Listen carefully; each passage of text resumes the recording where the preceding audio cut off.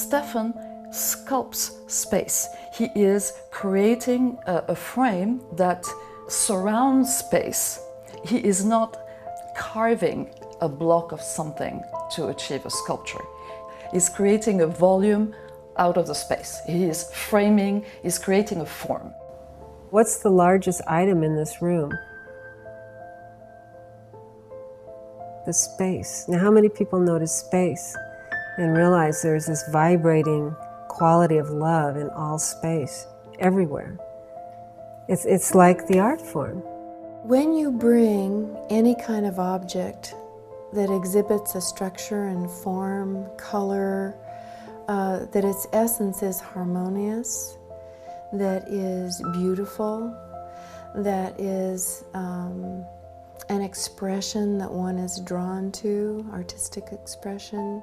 Whenever you bring something of that level of harmony and perfection into a home or a work setting, you create an atmosphere that influences people.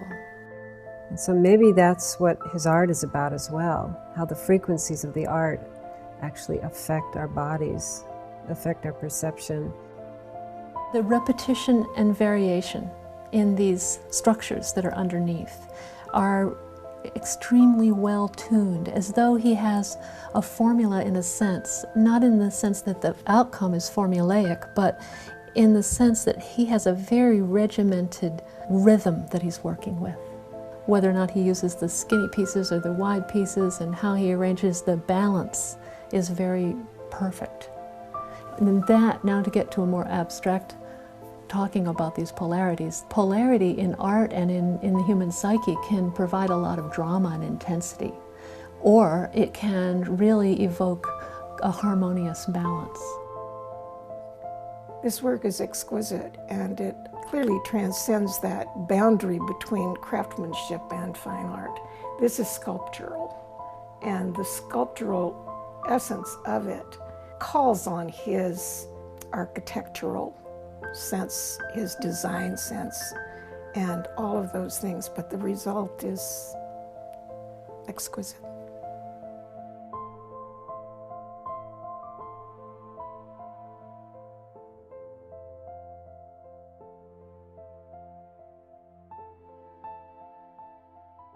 My name is Stefan White. In my home, I have a studio where, as an artist, as a light sculptor, I create one-of-a-kind works of art in paper and wood with electric light inside that I call light sculptures.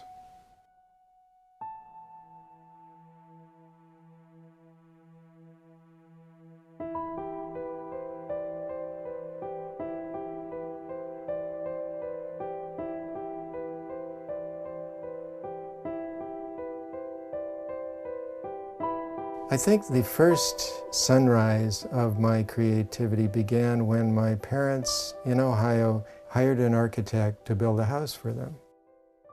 He was a very unusual man, an unusual architect, did a very creative residence for them. And I started working for him during the summers while I was going to college. Working for this architect somehow began to get my juices stimulated. So after 2 years of pre-engineering, I decided I wanted to go to architecture school. I completed 4 more years, got a degree in architecture. But then, after graduating, it wasn't a simple, step into that profession. It was the time of the Vietnam War, and I would have been drafted had I not decided to join one of the military services. I went into the Air Force, became an officer, and began a 4-year stint. In the Air Force, I discovered that not everybody who has an architectural degree is going to be doing architecture. I was living in Tennessee with another lieutenant, and I needed a lamp. So I decided I would build it instead of buy it. And from the carpenter shop, I got some thin wood strips that had been essentially discarded in the dumpster. I went and got a quart of airplane dope from the dope shop there. Thinking of Japanese lanterns, I started building myself, a wood and paper lamp. Japanese aesthetic, Japanese design, while I was going through architectural school, had attracted me. And so I liked the simplicity, and paper diffusing light seemed to be a good medium. So I built what essentially was a tall cylinder with wood hoops and wood pieces to hold them together, and put paper around it and laminated it with this airplane dope, which I quickly realized was so toxic I couldn't even do it indoors. And ended up with something that was actually not to my liking. I thought the proportions were all wrong, so I cut it in two, and I made a hanging piece and a standing piece, and then gave one away to a friend and kept one. And so that essentially was my humble beginning. I had been restationed from Middle Tennessee to remote site Alaska. So here I was above the Arctic Circle on a radar site of 100 men. I was down in Anchorage on a temporary duty, and I was walking around, went into a gallery, and the owner of that gallery had been taking balloons and blowing them up and papering them with colored paper and creating lanterns out of them. And so I told her, I said, well, I've been doing something similar to this, and I described it to her, and she turned to me and she said, would you like to have a show? And nicely enough, I said, why, sure, why not? I spent 3 months, created 18 pieces, some of them taller than I was, shipped them down on an empty supply plane, going back to Anchorage, went down there, had my first one-man show, sold 2 pieces, and thought I had died and gone to heaven. That, I would say, took it from being a hobby, something that was just kind of fun, to something much more creative, and essentially created a path for me to walk on.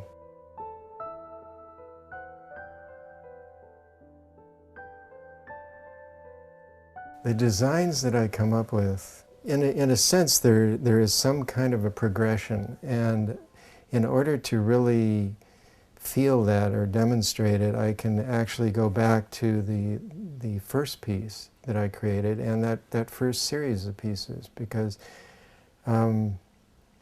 basically, as I mentioned, that first one was a tall cylinder. The second piece I made was more barrel-shaped. The third piece was more pumpkin-shaped. The fourth piece was like an onion bulb with a stem going up. And at that point, I had made all of my pieces with the ribs being vertical. But for some reason, my fifth piece, I turned them and the ribs went horizontal so that it was boat shape. So when I think about it, I can definitely see a growth with this design capability in this particular medium. Many of the pieces were very primitive. There were more architectural forms, in a sense quite crystalline, not unlike the environment that I was surrounded by. But I moved to Hawaii, quite a different environment. And being near the ocean with all that wonderful plant material, which of course doesn't exist above the Arctic Circle, my forms started to take on this very organic nature rather than the more architectural or crystalline quality. When I first met Stefan, before we were together, I thought his art was rather primitive and basic, very organic materials, organic design. It seemed as though the styles were becoming a little bit more refined. There was greater complexity I don't know if the materials were any different from the early days, but they were more classical designs, proportionate designs, shall we say. Or if one end was heavy, then this end was also heavy. There was a proportion, a greater golden section kind of proportion going on than in the earliest days. And then over the years as he evolved, it seemed that there were more sections, more complexities within the simplicity, if that makes any sense. Like a great piece of Bach, actually, where he always wrote his music according to the golden section, or usually.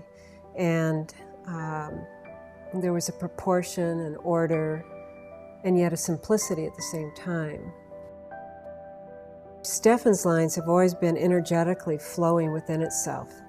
If it does go off, you get the feeling it's going off and then coming back around through the room in a circular motion, which is exactly like music. When you play the piano, the energy goes down through the piano and the floor and back around, so there's this constant frequency, vibrational wholeness that goes around, which is the same in his art. When I first began, what I was creating were lamps. I quickly also started thinking of them as lanterns.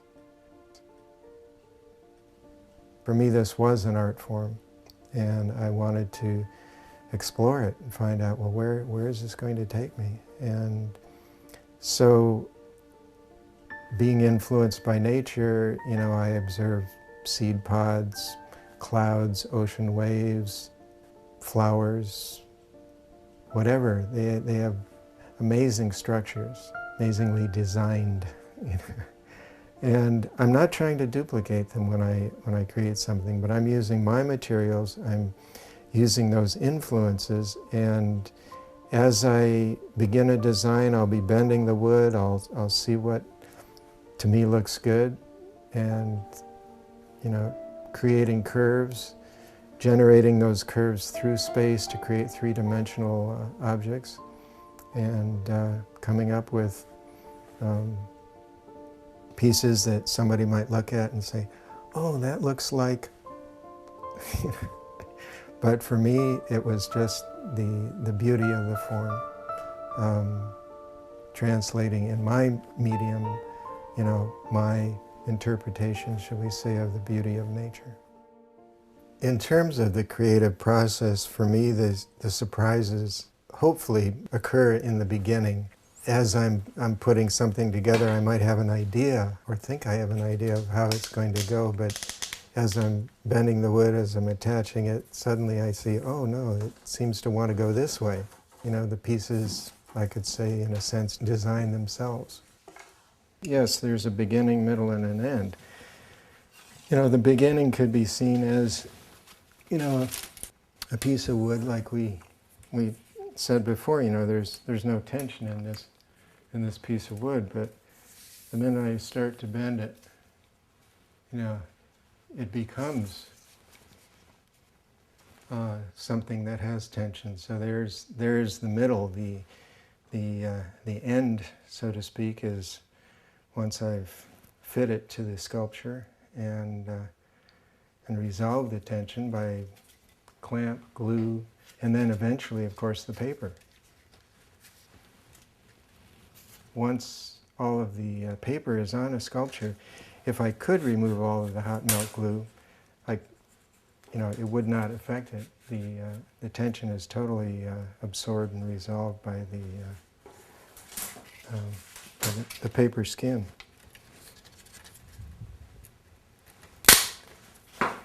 When I look at Stefan's works, there is a sense of proportion and harmony that, to me, has a very classic feel. And I think that we respond to that as we've always responded to it. There are certain proportions that I think are pleasing to the human senses. It's a matter of visually seeing what is it that appeals to me, and I believe that I am designing from an intuitive sense of sacred proportion. So there you have this kind of the highest, most cerebral and spiritual kind of construct wrapped up in the most ordinary of items, tissue paper. When I first met Stefan, he was living in the Lieberg house and it was for sale. There was almost no furniture in the house. There was a bed and a dining room table and chairs and a couch and a chair and a coffee table in the living room, and that was it, except for a lot of sculptures. There was one underneath the coffee table that was gorgeous. They were wall mounted, they were ceiling mounted, they were suspended throughout the house. And as I began to really be with them and influenced by them and fascinated by them, they struck me more and more as extremely mathematical in some geometric way that I deeply appreciated. And we came into the bedroom, which was a very long master bedroom, and at the very end, suspended from the ceiling, was my very favorite piece. And I didn't know it at the time, but as I stood in front of that piece, it touched me so deeply that I cried. You know, being so moved by whatever it was that it was expressing. And that's really what the pieces mean to me. And I said to Stefan, I hardly knew him, you know, I said to Stefan, this piece reminds me of an expression of mathematics in form, and it also reminds me of the wind. And it reminds me of, if we could see music in form, like a beautiful concerto or something, if we could see that in form, this is what this reminds me of. And it's why I'm crying, it's so beautiful. And he said, do you know what the name of this piece is? And I said, well, of course not. And he said, the name of this piece is Wind Song.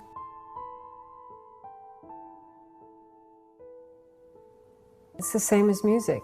You create the theme, the second theme, create the tension between the themes or sections of music, resolve them, create more tension, relax it, resolve it. It's the flow of life. It's the flow of an ocean. It's the flow of everything. The pieces may move around and come to a point of rest in different directions or on different planes. Music is about frequency, and quantum physics is all about frozen music to me, because what is music? Frequency. So by observing the frozen energy, you're changing the manifestation of the energy or frequency. I mean, for me, they're living entities. They are. They have a life force in them. Well, one thing about Stefan's sculpture is that they definitely have volume. They exist in 3 dimensions. They take space. At the same time, normally when you think volume, you have an idea of weight, of mass. And this is definitely so with the traditional materials that are used in sculpture. If it's stone, or if it's clay, or if it's wood, it has that weight and mass. But Stefan's sculptures, they're weightless almost, right?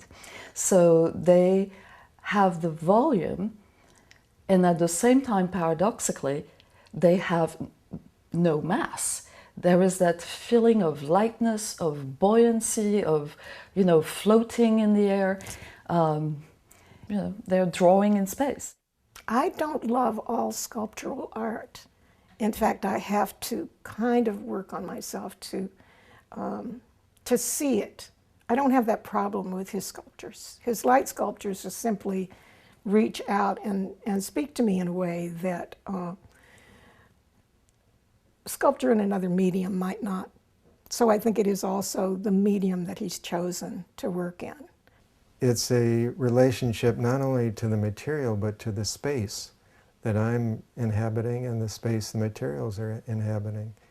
And the idea, of course, is to create a beautiful shape, beautiful form that will enclose the light and then allow it to emanate in a beautiful manner. I looked back over a piece that I wrote back in February of 1999 for the paper, and I had used the terms bending the wood and papering the form. And when I thought about bending the wood and papering the form, that's a very Zen-like thing to do with your life. The paper that I use is a fine grade of tissue. Basically, that's probably been the most constant thing. I used tissue in the beginning, and I'm still using it over 40 years later.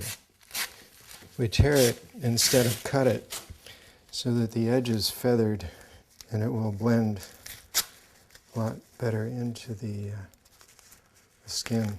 Because of the way it is made, it actually has a grain that runs one direction and not the other.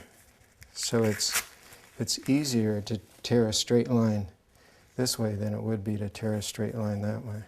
The woods have changed. I've explored other things like basket reed, in part because of its availability, its suppleness. Whereas I would use it only for little details before, since I've now run out of the woods that I used to have, and some of them are no longer available. Seeking new materials always seems to stimulate new designs. The glues have changed. Elmer's seems to be my glue of choice at this point. The whole thing about Elmer's is that it dries clear. That is the main thing that I need in this art form. There's definitely an idea that the tissue has been the constant, as well as the light, of course. All of the pieces that I do have light in them. Well, once the major ribs of a piece are in place, in order to strengthen the many curves, there's a lot of laminating that takes place. And I've already laminated quite a bit onto this piece, but there are going to be a few sections which at this point will require just a little bit more wood.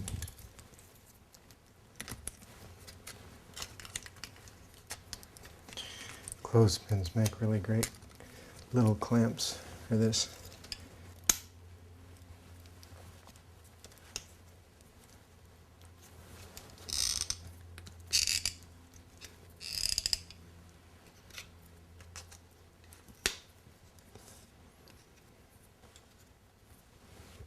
Okay, so that'll stay on there for an hour or so, and then it will be dry.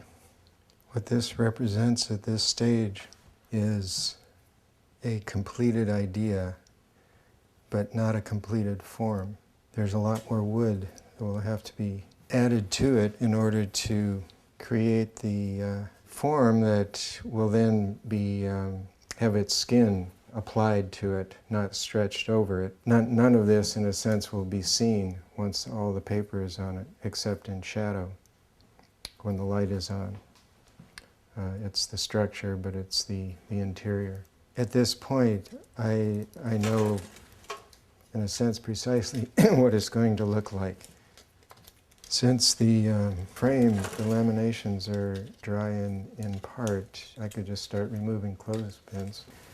My next challenge is to figure out how to light it so that not only will it have light throughout, but it will give its light for the pointed task, because it will be suspended above a large dining table and will, of course, be required to shed light throughout the dining room. In this particular case, rather than suspending it on its own cord and then just letting it turn in the breezes, they want it fixed so that the long dimension of this will match the long dimension of the table. And how to attach this securely so that the whole piece will be supported rigidly by, this connection at the ceiling. That's my challenge.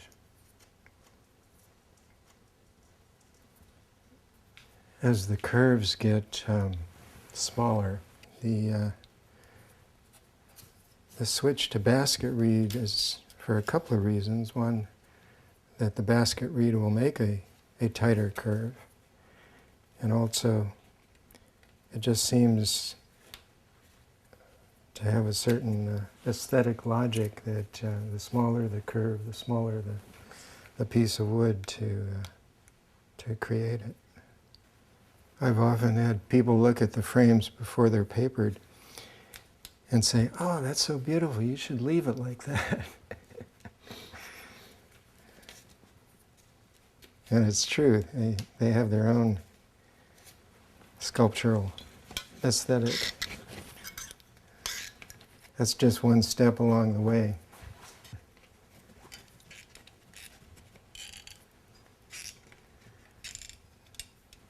In order to get just the right amount of curve, I have to pull the ribs to the proper place. So the strings will keep it there until the first coat of paper is on it, and once that's on,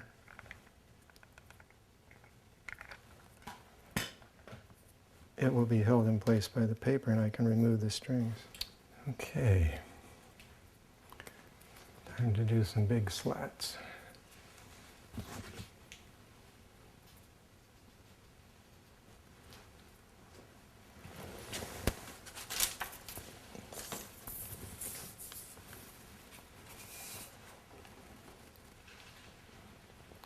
A sculptor who's using some other medium, might, whack something to mold it, or build something up to mold it. And here I'm creating lines, essentially a two-dimensional curved line here, in order to develop, through space, a three-dimensional object. And if I want it to look a certain way, I've got to find some way to mold it into shape. And in this case, the thread is the medium for that. There are certain designs, certain types of wood that I feel need painting just in order to even it out. Otherwise, there'd be variations in the coloring of the wood. This idea of painting actually came via one of my apprentices quite a number of years ago, when the quality of the tissue had changed and it was taking more and more what we call spot coating of the ribs in order to even it out, just because the tissue was more thin at that point. But he came up with the idea, he said, well, why don't we just paint them? And so that we'll start out, everything will be nice and even, and we won't have, that extra amount of spot coating. So that worked. This, to me, is the beauty of them when they're suspended by their own cord, is that they will have this slight movement with air currents in the room. Especially a piece like this, that from every angle it's different. The frame is beautiful in itself, but I need a way to bring it to life so that I can light it up. And putting the skin on it is, part of that process. This is the most delicate part. It's like a spider beginning a web. It's kind of like weaving. This is the beginning of a long journey. And the trick is not to think about the end, but just to do it one little piece at a time, because if I think about the end, I think, oh my God, how am I ever going to endure to the end of this? One little piece of paper at a time is how we get there.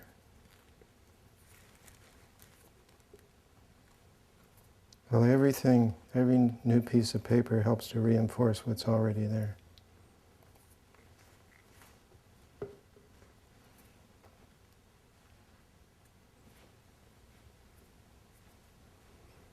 Now this will be the reinforcing coat, or part of the first coat.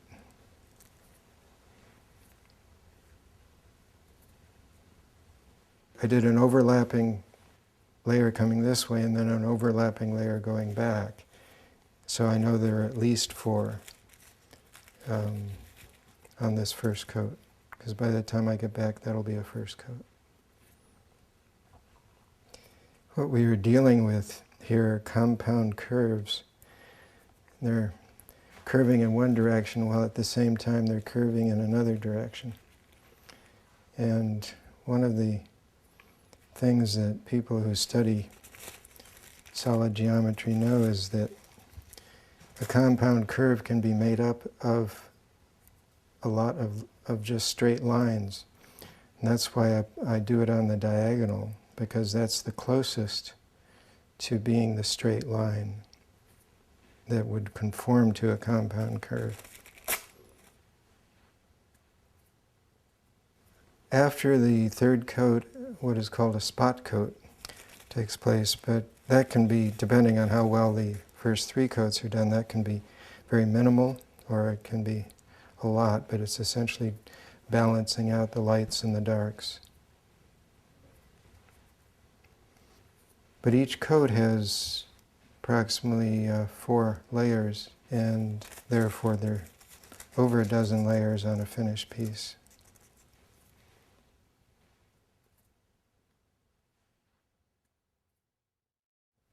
I'm very interested in light, and I think as a film buff, one of the things that you know about film is that it's light. And I've seen Dale Chihuly's Glass, and I've seen it with light behind it and light above it. And I know that he works with glass, he works with light, not glass. He's working with light and color. And Stefan's magic to make a piece of sculpture that distributes light the way that it does, the particular way that it does, is very moving. It actually does make you feel like taking a breath and being in your body and just experiencing that moment. I look for those moments when I look at art. The idea that all art, in a sense, is about light, requires light to view it, to enhance it, you know, to bring it to life,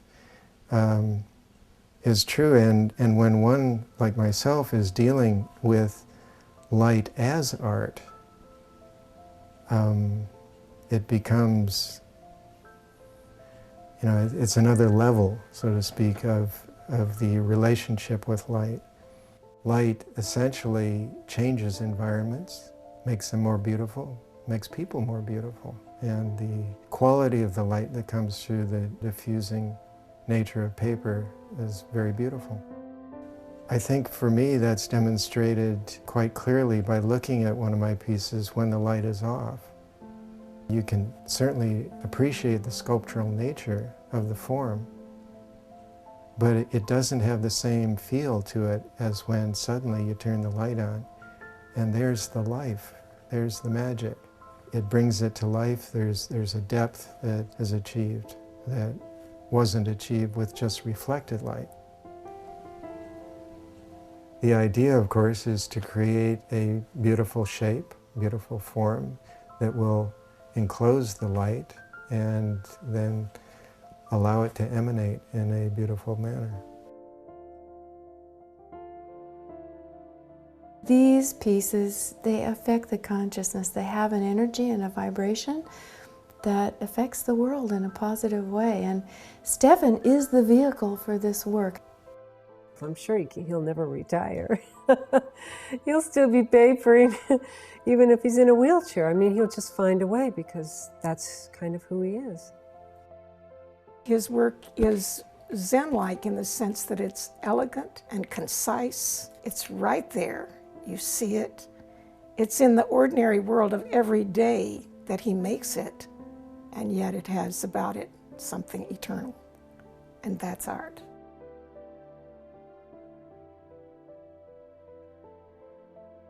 Over the years, I've trained other people to do this.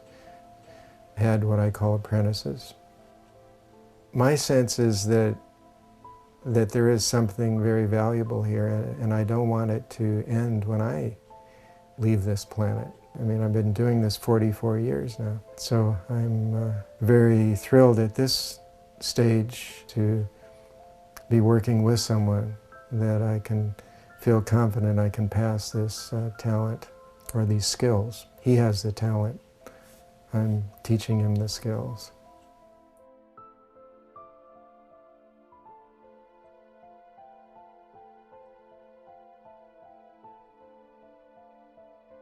The light will live on.